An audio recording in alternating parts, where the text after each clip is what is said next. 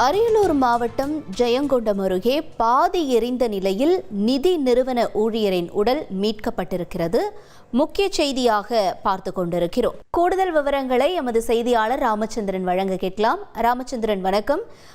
இவருடைய இந்த மரணம் தொடர்பான விசாரணை தொடங்கி இருக்கிறதா? என்ன நிலவரம்? அந்த பகுதியில் இருக்க தரப்பிலிருந்து என்ன சொல்லப்படுகிறது?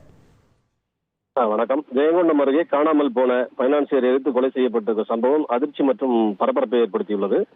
தஞ்சை மாவட்டம் கஞ்சனூர் மேலவீதியைச் சேர்ந்தவர் கலிபெருமாள் மகன் சிவா என்பவர் தனியார் பைனான்ஸ் கம்பெனி ஒன்றில் டொயோட்டா கார் கம்பெனி பைனான்சியராக பைனான்ஸ் வசூல் செய்பவராக வேலை பார்த்து வருகிறார். இந்நிலையில் கடந்த சில நாட்களுக்கு முன்பு அரியலூர் மாவட்டம் அணக்கரை பகுதிக்கு வேலை நிமித்தமாக வந்த அவர் கடந்த 2 நாட்களாக வீடு திரும்பவில்லை. இதனால் சந்தேகம் அடைந்த அவரது பெற்றோர் சித்தப்பாவான வரதராஜன் என்பவர் பந்தநல்லூர் போலீஸ் நிலையத்தில் புகார் அளிச்சிருக்காங்க.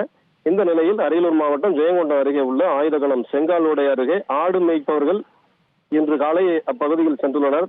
அப்போது பாதி உடல் கருகிய நிலையில் மனித உடல் ஒன்று இறந்து கிடந்ததை கண்டு அதிர்ச்சி அடைந்து ஜெயங்கொண்டம் போலீசார் மற்றும் தாப்பழூர் போலீசாருக்கு தகவல் தெரிவித்துள்ளனர்.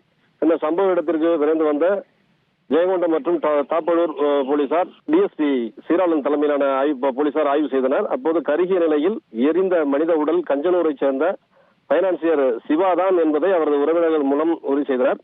எரித்து கொலை செய்யப்பட்ட பைனான்சியர் சிவா அணைக்கரை, கண்டியங்கொள்ளை, கோடாலி உள்ளிட்ட பகுதிகளில் பணம் வசூல் செய்வதற்காக வந்துள்ளார்.